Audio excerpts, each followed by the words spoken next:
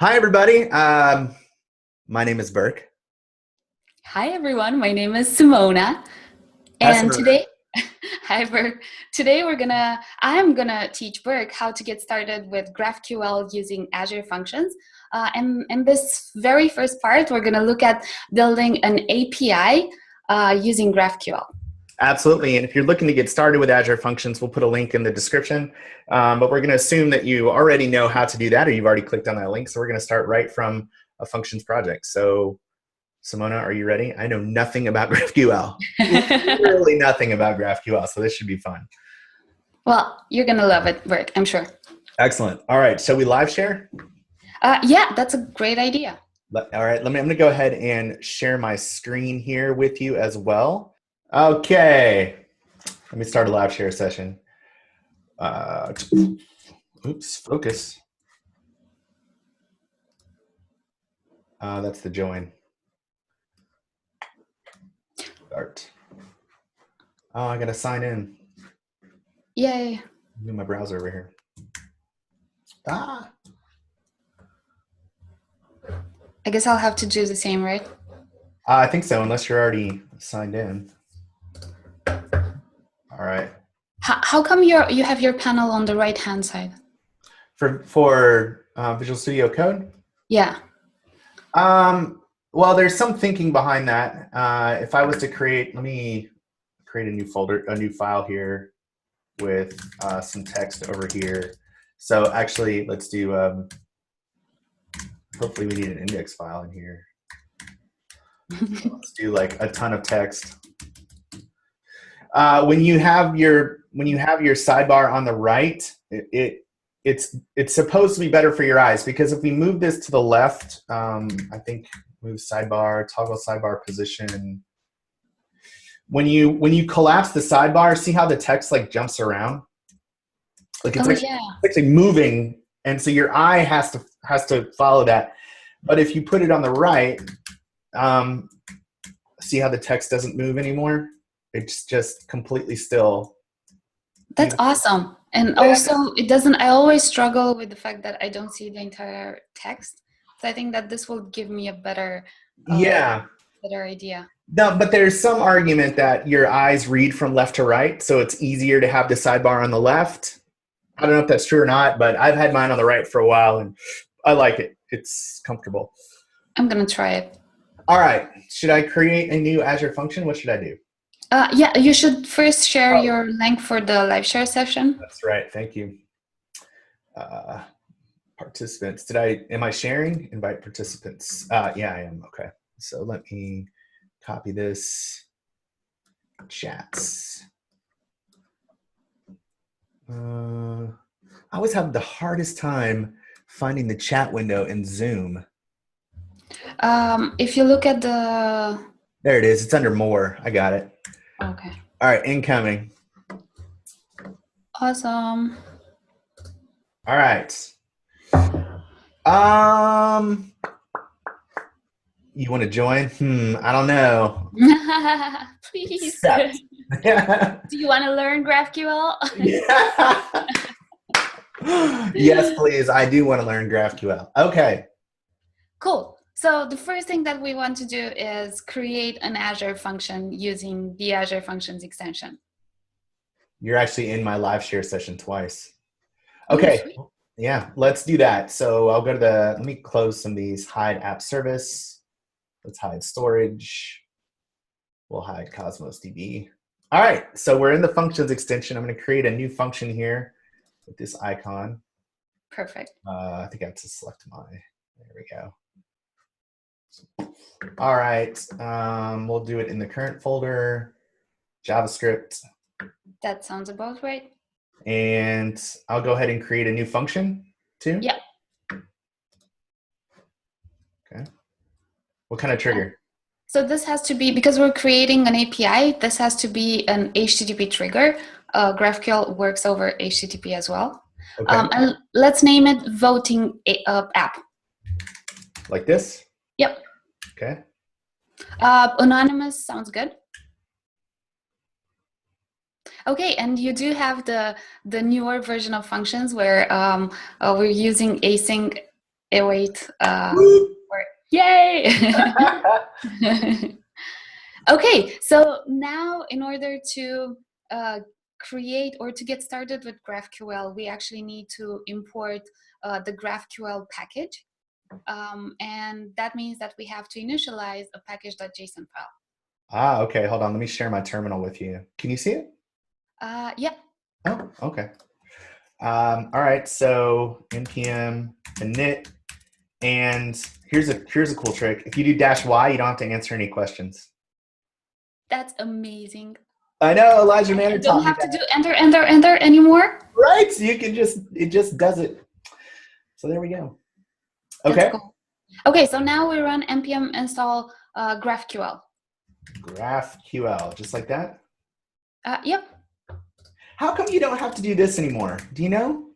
I think that's new in Node 8. They automatically save it to your file. Okay. I had noticed that, and I was like, That's sweet, right? yeah, there we go. Okay. Okay. Just give me 1 second, please.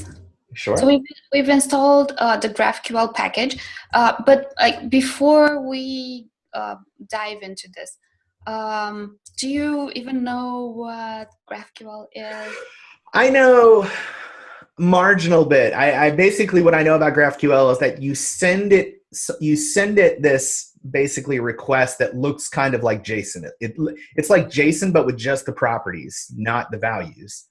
And that tells GraphQL what data you want back. So it's kind of like the old school SOAP, where you're basically talking to the server and telling it what data you want, but in a very slimmed down, more JSON-like format.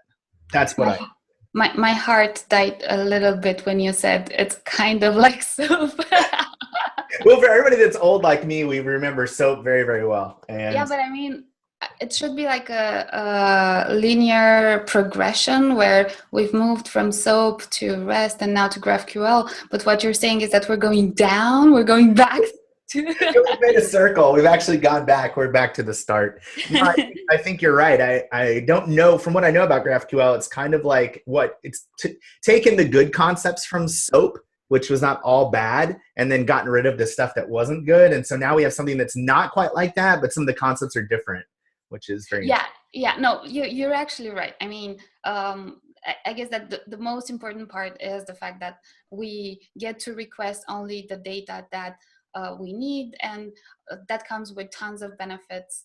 Most of them are performance, but also the fact that we don't now we're no longer wasting people's data. For example, on mobile, that becomes very important, especially in countries that don't have 4G or 5G support. It helps us take care of our users. And I'm just sharing a link with you on Zoom. Okay. And that's the link to the GraphQL API from GitHub. And I'm sharing this so that maybe you get to explore a bit just to see how the queries look like, and also how you can have a look at the docs, how the docs can help you basically navigate the API. Yeah. Because that's another super cool part of GraphQL. We do have typed APIs, and we do have real-time docs that get generated for us. And this interface that you're seeing here is Graphical. Okay. You have to sign in with GitHub. Oh, here? Okay. Let's. Yeah. Yeah, sure. Oh, what is my GitHub password? 1, 2, 3, 4, 5, 6. Yeah. Password 01. Okay. Okay, so Graphical is an interface that allows us to explore the API that GraphQL, the GraphQL endpoint exposes. And as you can see here, we start by using this query keyword, which tells GraphQL that we're executing a query, a request of type query. And then we have this field called viewer. So we're filtering down what we want to see from what the API returns. And on your right-hand side, if you go to Docs and you click there, Okay, here. yeah, this is where you can see what types of queries you can execute. You can go to Query, and this will give you all the operations that you can execute over the GitHub API. And one of the queries that I like is the search query or the user query. Search? Yeah, but maybe you can go, yeah, you're just there. And it tells you, if you look at the docs, it tells you what kind of parameters it receives. Argument search query type string is required but not provided. What does that mean? You're already ahead of it. If you look on the right-hand side in the docs, you'll see what kind of parameters are required. So you can see there first, after, and the exclamation marks means that this argument is required. So we need a query argument here? Yeah, but that will actually be a method argument. So you have to put it in brackets. Inside of brackets? Yeah, Like this? immediately after search. It's like calling a method. So what do I do? Put it here? Yeah. Like this? Yeah. And let's say you want to search for all the repositories that contain are tagged with GraphQL. Okay. So you would execute query and then 2 points. How do you what's the name in the single quotes? no Colon? Yeah. And now you have to use a string, which is GraphQL. Like that? Yeah. Okay. I'm not sure if single quotes work, but we can try. Oh, okay. And then yeah, there should be another required field. do I use a comma? Yeah. Yeah, the other one is type. Okay. And you've seen there, you already get autocomplete. So you can choose if you want to search repositories or issues or users. Perfect. And then if you go back to the docs, Okay. you'll see after the method call, search result item. Okay, click on that. And that's the object that's going to be returned by this method. Okay. And you can choose what kind of data you want to retrieve from your API. So say, for example, if you want to see how many repositories out there, you would use repository count. And now you can execute it. But if I leave it blank though, it won't return all of them. Like you have to put something in, correct? You should try. You should click play. So it will tell you that you need to add something. Can I do star? No. No. All right. Let's do repository count. Boom, 24,000 GraphQL. That's a lot of them. What about Azure? 45,000? Whoa. What about Angular? Vertical. One. Yes. Angular. 41,000. That's a lot. That's 418,000. Whoa. Yeah, no kidding. 599,000. This is not This is very interesting. Non-scientific. All right, I'm going to go back to code here. And you should be able to see code now. Okay, let me see that. Yeah, I can see your project. Okay. What do I do? Okay, so we've installed the GraphQL package. We've created a new function. And now what we want to do is go inside our index.js file. Okay. And we also want to maybe run the function, make sure it works. Oh, okay. Yeah, we can do that. Let me.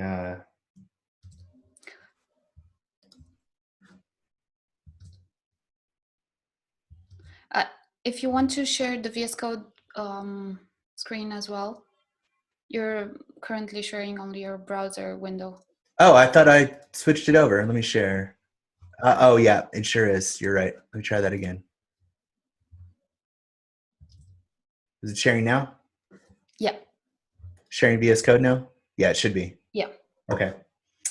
All right. Yeah. So I started the function here. Let's click on it. People won't be able to see if we use the Zoom recording, but it says please pass a name on the query string or in the request body. Okay, great. So our function is working. Another thing that's like a tidying up stuff is defining a route that's actually being used by everyone. When we're creating a GraphQL endpoint, most of the times we're using the GraphQL route URL. So do you know in Azure Functions how to do that? Can I do it here? Yeah. What do I do? You edit the HTTP trigger binding. You add a route. Okay, and we name it GraphQL. And Cool, so now our function should be available at a different URL. let's see if it, so now I'm going to click on this. And yeah, so now that's no longer found. And actually, let me switch over so people can see this. You can see the browser now. So instead of API, it should be GraphQL. No, so API stays there, but voting app. And voting app doesn't exist anymore. Okay. I gotcha.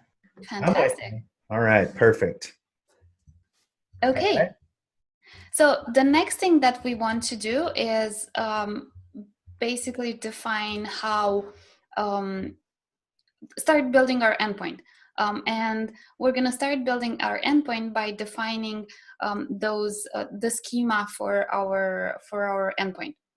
Okay. And we want to require or to import from GraphQL both GraphQL and build schema. So from the terminal here, or no, in our function. Index.js, yeah. Gotcha. Right. We can delete everything in between the. All of this. Yeah. Okay. Okay. And we want to import what? So GraphQL within curly braces. And we're doing it from GraphQL. I'm not sure if that was. Yeah, we need to do, because there's no modules in Node, so it's like that. Yeah, but we're still gonna need the curly braces because we also want to import build schema. Like this? Yeah, and then comma build schema with capital S. Does this work with a require like that? Can you do that? Yeah. Huh, okay, I didn't know that. I thought it was all or nothing. And now we want to define an object, a constant object, called schema or type definition, or however you want it to be named. All right, so where? Just below that. So here? Yeah. All right, what do I do? So const schema equals, and then we're going to use build schema to, so it's a method build schema. So build schema. Yeah, and then you open brackets, not brackets, yeah. And then we use the tick because we're going to define strings over multiple lines. Okay. Okay, and now there's a couple of types that we want to define. So our app is going to allow us, or our API is going to allow us to vote for different teams. And that means that we're going to need an object of type team. So we can define a new type by typing type. Okay, and then space, and the name of the type is team. We can use team with capital T. Okay. And then open curly braces. Like that? Yeah. And because we're using ticks, we can actually move this to a new row if that's okay. Sure. Yeah, and in here our team object is gonna contain an ID of type ID, so colon, okay, and then ID is actually a type in GraphQL that's all capital case. Like that. Yeah, and this is called a scalar type. Is that Scalar. how you pronounce? Scalar, yeah. Ah, Scalar okay. type. And it's the equivalent of primitive types in other languages. Okay. Basically, GraphQL supports types like ID, string, number. Okay, so this is ID, and then our team is also going to have a name and points. Name of type string with capital S, and then points of type. It can be either int or string. Okay, and here's the interesting part. We don't need commas. Oh, it's like an object.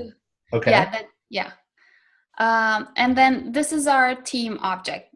But we also need to define two types which are special. The first one is query, and the second one is mutation. Okay. So what do I do? So let's define the type query. Basically, you hit enter after the curly brace, the last one. Okay. Like here? Yeah. One more. Okay, and then you type query with capital Q. I wonder, can I move this down so it's like this? Yeah. Okay. Perfect. Looks great. Okay. It's beautiful. I love it. I'm starting to get the hang of this now. Okay. And then this query is going to return teams. Okay. And then exactly of type team, but because this is an array, we want to use square brackets. And we're going to, in the GraphQL syntax is actually, yeah, perfect. Okay, so we've defined a type of, an object of type team, and we've also defined a query that our API is going to support. So now the next thing that we want to use to define is a thing called our resolvers, which is basically the method that's going to be executed when we run a query. Okay. And that's outside. So this is our schemas. This is the types that we have defined. But now we want to define a new object. Yep. And this is an object. So equal, okay. And then we want to enter. We want to define teams. Okay. And because, sorry. So this is something that is going to call an existing API endpoint, and this is another function that I have created a while back, which basically returns a list of teams that we have available in our database. Okay. And this is an interesting use case because basically we're seeing how we can put GraphQL on top of an existing REST API. And this is exactly how maybe some of the team at Apollo is recommending to use GraphQL as well. So don't go directly against your database, but sit on top of existing APIs? Yeah, so you can obviously you can do both, but for example, when you have you're using your REST API, you still get caching at a network level. So Oh. because that's one of the not disadvantages, but that's one of the challenges with GraphQL, because you're always calling the same URL. It's quite hard to be able to cache requests. Because at a network level, because normally those requests are cached based on the URL that you're calling, but for us the URL is exactly the same, and the thing that changes is the body of the request. So now when we're adding GraphQL on top of REST, then at a REST level, we're still going to have some of the data cached. I And gotcha. So the problem with GraphQL is that, or one of the problems that you can have is that it doesn't cache. Is that right? Because the body is always changing. yeah, and the caching basically moves at the client level.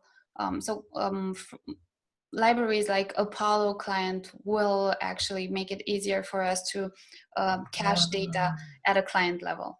Okay. All right. So what do I do with my resolver here? Okay, so I'm gonna paste here the Oh, method. yeah, you can paste it directly in code, right? I think. Oh, right, yeah. Well, in this case, you'll have to install Axios because we're gonna use Axios for our request. Okay, I'll do that, and you can copy in.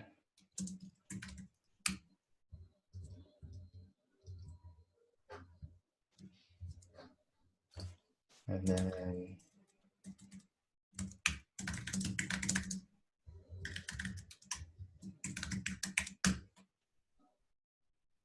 Okay, and now here we have this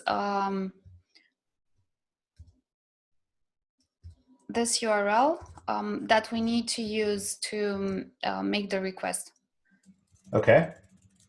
You can test it if you have Postman somewhere. You can test to see what kind of data we get back. Yeah, let's see here. Can I just hit it? I'm hitting it from the browser here. Let me share my browser.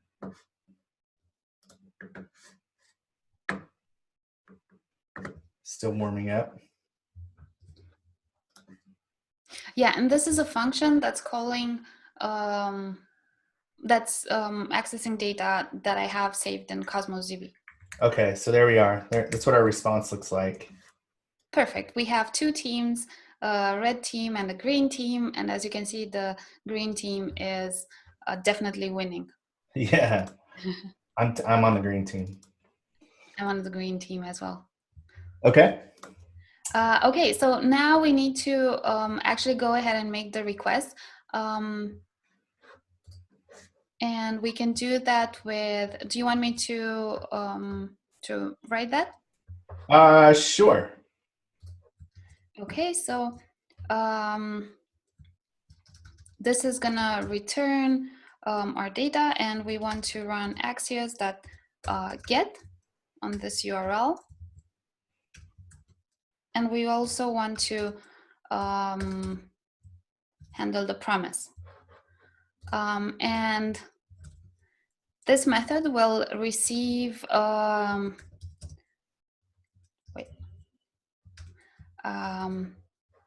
we'll get some parameters. One of them is object,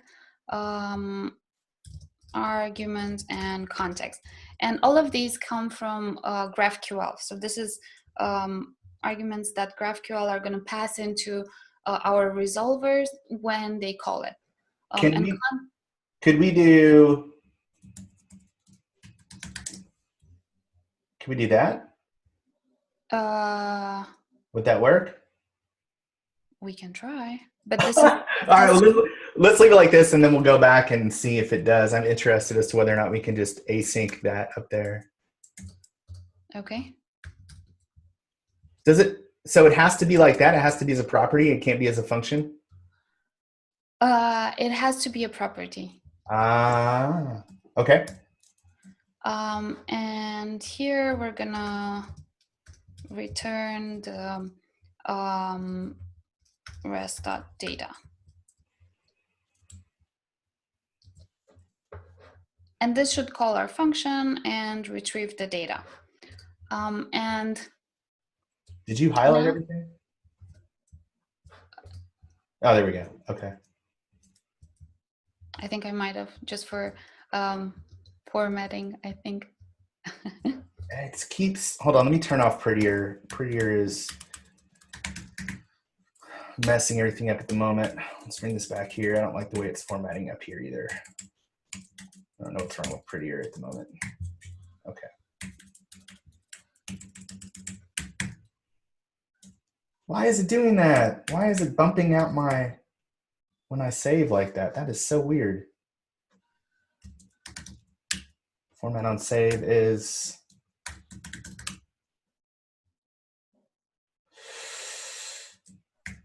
sorry, Simona, I got distracted.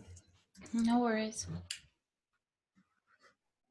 Format on save, format on save. It's on the, yeah.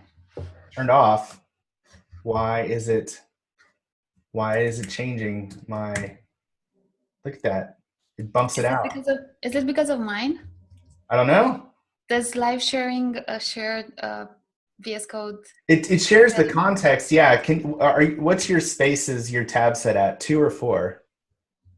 I think it's 2. It should share mine though, not yours. Yeah. Do you want me to check in my own? Hold on, I'm gonna save this file, open it back up. Yes, it goes back to 4. If I go to spaces, configure tab size, that is really weird. I have no idea what's going on. Hold on, I'm gonna kick you out of the session, Simona, and see if that's the problem. Okay. And then you can join back again in a second here. Oh no. You're gone. That's what you get for messing up my indentation. I'll be missing you. Yeah, it looks like it was yours, Simona, because it's not happening anymore.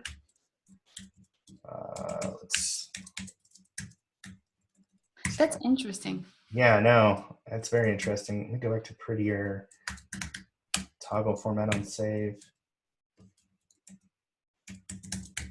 Can I get this all in the same line now? Yeah, okay, so it's working for me. Let me invite you again. Here you go. See if you can join again.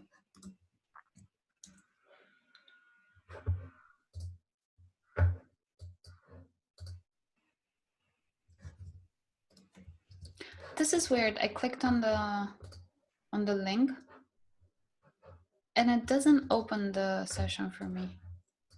So I have to go into the extension and actually join from there. Yeah. What are you using insiders? Nope. Huh, me neither.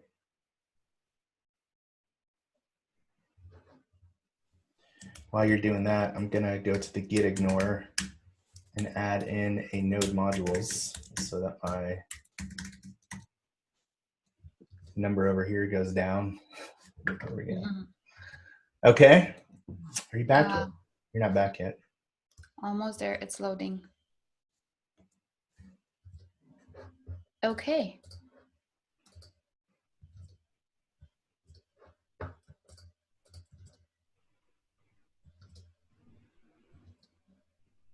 Oh, the host rejected your request. I did not.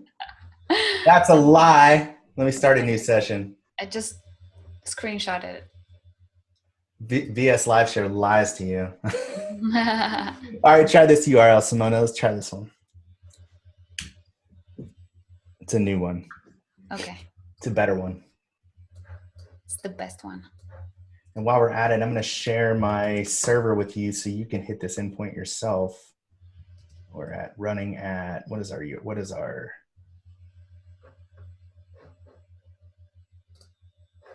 let's Let's see here. Let's come up to the top.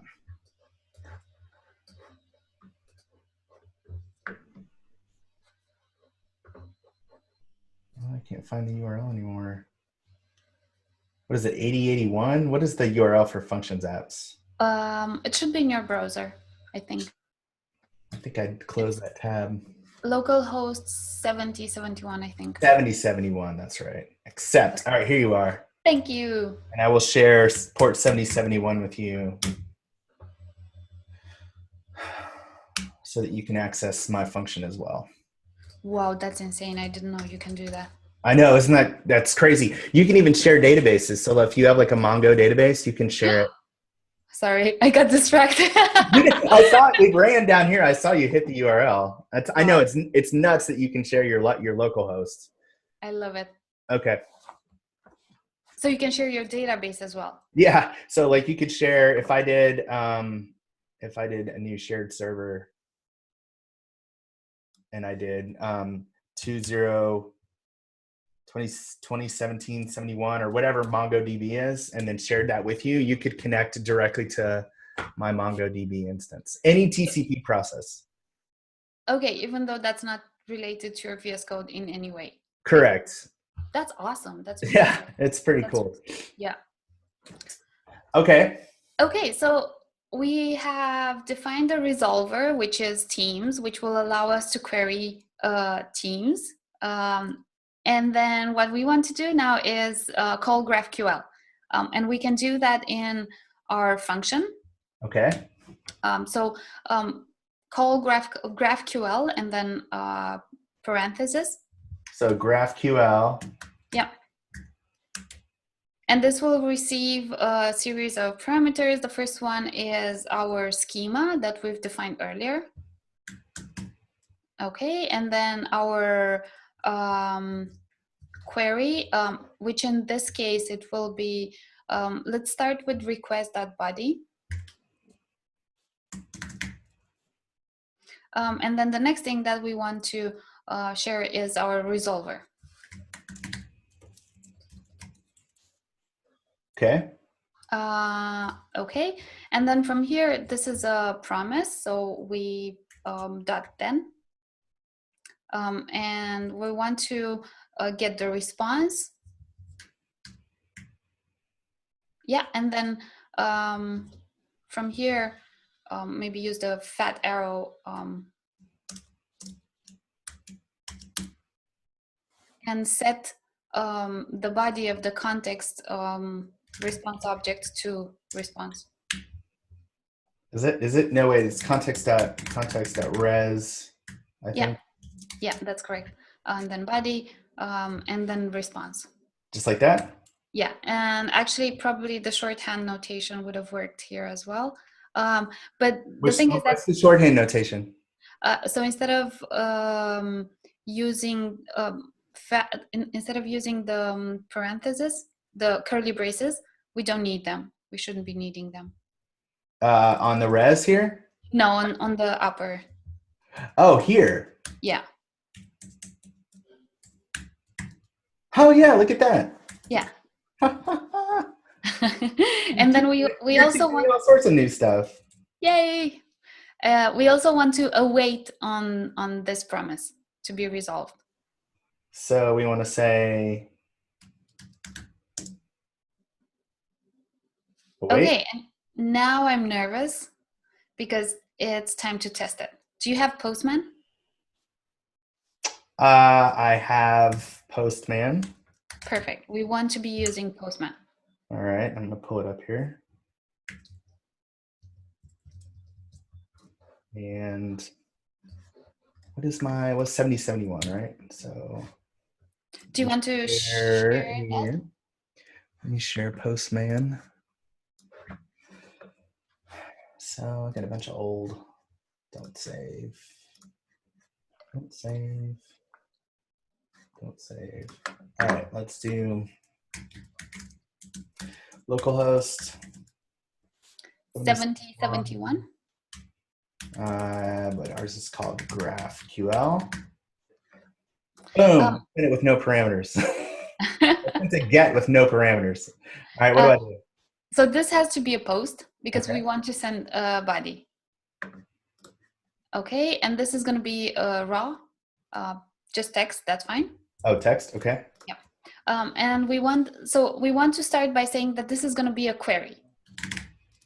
And you have to delete the first curly brace. Okay, perfect. Okay. Okay, and then now we start filtering what exactly do we want to request. So first of all, we want to, and we do that by using the curly braces. Yeah. Okay. And we want to get the teams, the list of teams. So we want to call teams, and then from that object that's being returned by teams, we only want to show ID and name, for example. Like that. Yeah, let's see if this works.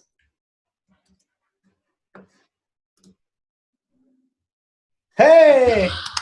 Yay! This We is got awesome. data. All right. So if I took name out of here, then we just get back just the ID. Exactly. And if you only, we also have another field, which is points. I sent it with nothing just to see what would happen. How do I mark something as being required? You add the exclamation mark. Just in my code? Yeah. Can I try that? In your type definition. Go for it. All right. Which one should I make required? So say you wanted to always return the name or the ID. Let's do the ID like that. Okay. Yeah, perfect. So let me go back to Postman. Save that, and now I thought maybe it would tell me in the error. Let me just check one thing. It probably should, but that means that we'd have to maybe write more code. To handle the error scenario? Yeah.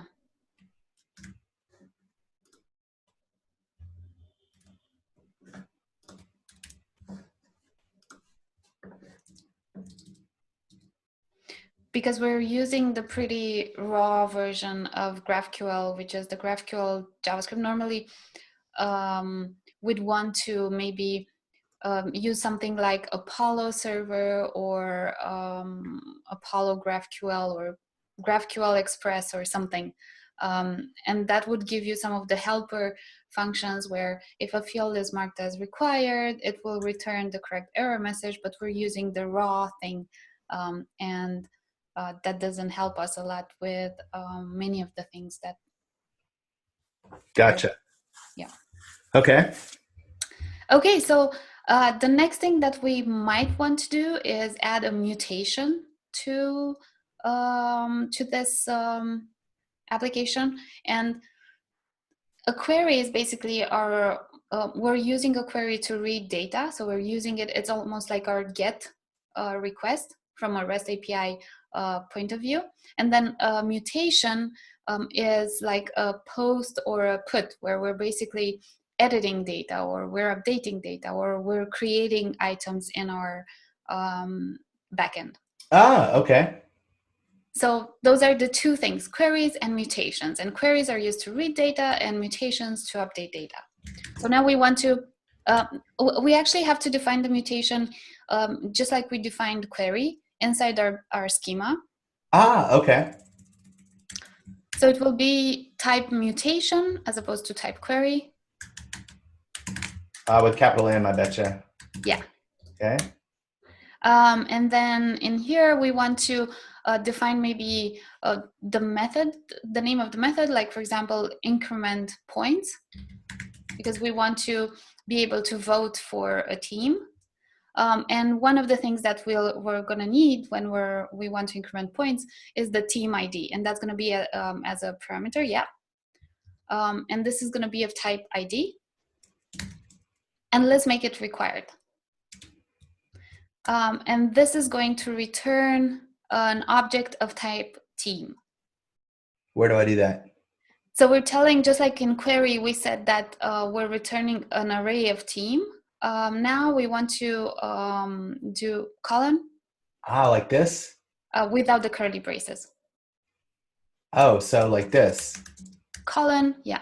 And we're not returning an array of teams. Oh, just We're one returning team. That's just right. yeah, and I think that you shouldn't have spaces after. Oh, like this? Before team, you could have a space, but not before that. So like this? Yeah. Ooh, that does a number on my OCD. I really want it to be like that. I'll leave it like this. Can I leave it like that? But how is this OCD work? Like you have for mutation, no spaces, and for query, you do have a space. This is a mess. Wait a minute. What are you talking about? I have a space on mutation. Oh, you're talking about here? Yeah. Yeah, you're right. Okay. All right. So does that mean I should be like this? Yeah. See? All right. I can't even do OCD right. All right. Okay, so now we have to define the method or the resolver for our increment points method. So we add a comma after teams. No, just in the resolver object, we add one more Gotcha. element. Okay, and we define increment points. And it's the same colon and then object args context.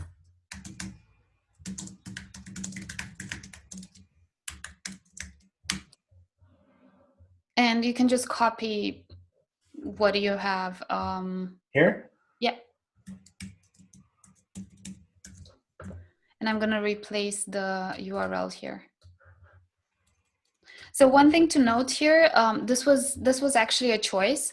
We're still going to do get, even though this is regarded as a mutation or as an update, which should be a post in REST terminology or a put. But the reason why we're doing a get is because I'm actually sending the ID as a URL parameter, and then I'm incrementing I'm incrementing the number of points in the backend. Ah, I gotcha. So because it's super simple, it didn't make sense to make it a post. Okay. And as you can see here, I'm using the object here and retrieving the ID from that parameter. Just here, using the object. So if you copy this URL and increase, like, go to your browser or to Postman and use either 1 or 2 as an ID, you'll see that the number of points gets increased for that team. Let me share my Postman here.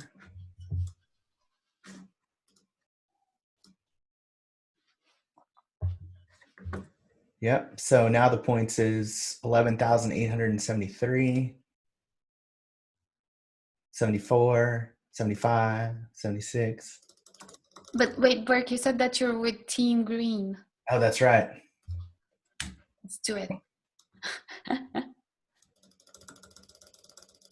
Can I write a loop? I'm going to write a loop to increment these points. Okay. Awesome. So now what do we have to do? Do we have to do anything at all?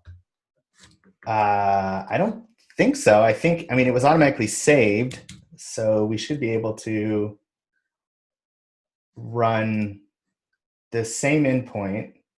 Yeah, but instead of running a query, we want to run like that. We also want to run a mutation, not a query. Ah, so we say mutation here? No, that was correct.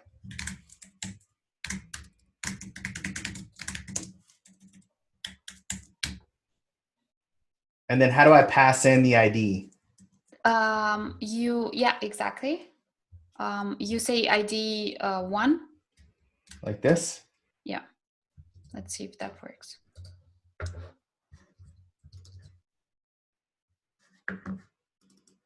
Do I need to take the curly brackets off? You have to pass in what fields you want to retrieve. Like that? Yeah. Did that work? No. You know what? I think it's because ID. Oh, team. No, it's actually team ID. Ah, that's right. Yeah, and that's ID. That's weird. I named them different things. Doesn't matter. That's fine. Let's see if that works. Ugh.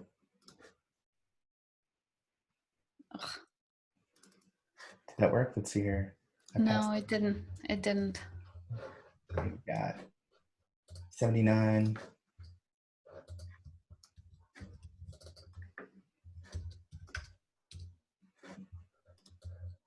Yeah, it did. Did it? Yeah, sure did. I don't know why the increment points is null, why the return is null. It should return the team data. Let's go back. Let's see what I did wrong here. You want to break? You want to put a breakpoint here? See what happens? Yeah. Okay. I'll just run it again from Postman. People won't be able to see me do it, but that's okay. Oh, the debugger's not attached. Probably it should be team ID as opposed to ID. Here? Yeah, because I was using ID.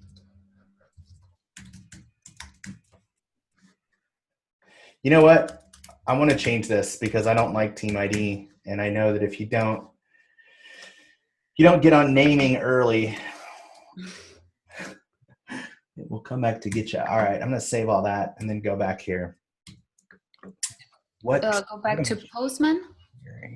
Yeah, let me go back to Postman. All right, so this time it's not team ID anymore. It's just ID. Yep.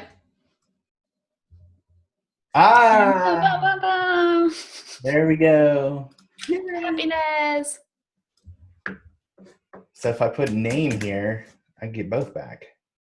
Ha! Look at that. Awesome. Oh gosh. And then we should be able to watch the points increment here. Yeah. Yep, look at that. That okay. looks awesome. Team green is awesome. Go green. Yeah, so we've created a endpoint, a GraphQL endpoint that allows for queries and mutations, and it's connecting. It's built on top of a REST API, an existing REST API. So we're calling two different endpoints. Now, if we really wanted to use the MongoDB database and we wanted to use it in our project, that would be perfectly okay. We can do that as well. Another thing with using REST endpoints is that now our different endpoints will actually scale differently, right? If the reading of the points is being called more often, then we're going to scale that with the different number of instances. Does that make sense? No. So we have two different REST endpoints that can be located in two different functions. And when we're using GraphQL with serverless, both in the REST API as well as where we're hosting our endpoint, our GraphQL endpoint, we're basically calling two serverless endpoints. Say, for example, if the read of the points gets called 1,000 times more than the increment of the points, then the read is going to have 1,000 instances deployed, whereas the increment none. So we can scale them differently. So should we have two different functions here instead of having it all in one function? Ideally, yes. So you create one function for every sort of action that you do inside with the GraphQL, like. Yeah, so I think this is a design decision where basically based on what you think and how you think your endpoints need to scale, you're going to group them together or not. So if we moved this to a different file, do I need all of this or do I just need the mutation? Like, would I have to keep on declaring all this stuff over and over for every function that I had where I was working with this schema? So if you want to move the definition of team, for example, in a different file, you can do that. All our function or all our schema is going to be built together. So what we could do like so let's say we had a folder called, well, but what I really meant here was related to the functions endpoints. I think I didn't explain that very well. What do you mean? So if you scroll down, these two endpoints, GraphQL voting, the fact that we have them separately allows us to scale them differently. Okay. If we wanted to separate the teams and increment points from the GraphQL endpoint as well, we could, but what we normally want to do is create a single endpoint for GraphQL and have different, for example, REST endpoints for different. Okay. So best practice is to have it all in one. Yeah. So with GraphQL, we only have one endpoint. That makes sense. Okay. Sorry for the confusion. That's okay. Makes sense. I get it now. So one GraphQL endpoint and multiple REST endpoints, or maybe add some of your database code in your project as well, in your GraphQL endpoint. Do you mind if we pause here for a second? I'm not sure how to. So basically, what I meant here, it was just another argument for using REST endpoints. As opposed to going directly against the database. Yeah, because if you have your GraphQL endpoint together with your database code, accessing your database code, your endpoint will scale along with your database operations. Whereas if you separate them. Okay, that makes sense, but here's what I don't understand this. Why in the world would I want to create all my REST services and then have to create more? Like, it's like GraphQL is just adding more stuff onto more stuff. Like, it doesn't seem to be making things simpler. It seems to be making them more complex. Does that make sense? Like, I've created REST services and now I'm going to create services on top of those services. As a developer, I'm like, but why am I doing all of this? Yeah, so that's exactly the same kind of question I've asked as well, because it does feel like you add one more layer, so it's more complexity. But if you think of it, it allows, because the GraphQL endpoint is a single URL, it allows you to not have to version your API or break backwards compatibility by using this endpoint. And then when you add your REST endpoints, you basically decouple your teams, and you don't. So your UI team doesn't care anymore about the form of your REST API. I've heard this. I've heard this this sort of benefit before, that the front end team doesn't then have to go back and say, hey, we need a new REST endpoint and it needs to look like this. But if you're just sticking GraphQL on top of existing REST endpoints, your REST endpoint can return everything. And then the GraphQL one filters all of that down. So what happens is that you have one hop where everything gets retrieved, but you don't want everything. You only want certain fields. So the GraphQL comes along and says, okay, we're just take just that. And now that is the service that is consumed by the front end. Okay. Exactly. I understand. Yeah. And now like teams are decoupled and they don't care about each other anymore. Okay. That makes sense. That was, I think I'm with you now. Yay. All right. Where to next? Okay, so the next thing that we want to do, we've seen with the GitHub API that we do have a way to, an interface to create, well, or to query our API.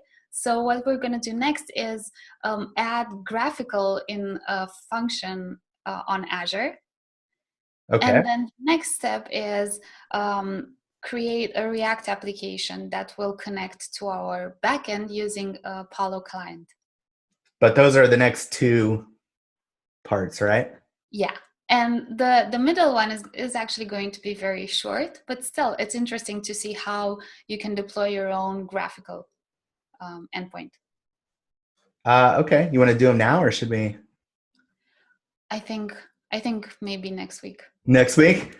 Yeah. Sounds good. I'm with you. Okay, so let's do, we'll circle back next week and we'll do, so this was creating the GraphQL endpoint. At this point, I would come over here and I would create a new function in Azure. And I'm just going to call this voting app. Let's create a new resource group. Oh, maybe we can deploy it. Resource group. Yeah, I'm just going to deploy it here. My Okay. storage account, create a new one. Voting app, storage. Oh, it's, gosh dang it.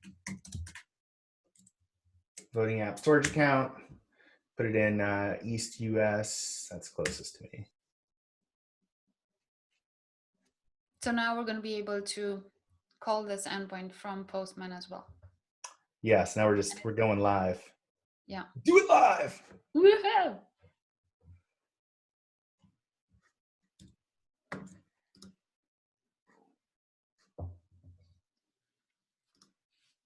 Creating our storage account here. So are you excited about your first GraphQL backend? I am. There's a bit of a learning curve just in the syntax, which feels weird. It's kind of like JavaScript objects, but it's not. Yeah, I felt exactly the same. But this is magical. The fact that this works, like this doesn't make any sense to me.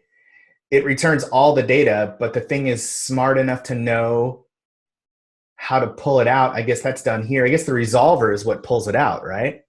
Yeah. Yeah, that's kind of crazy. All right, so we've created. So now let's deploy. Boom, deploy function app. Part one.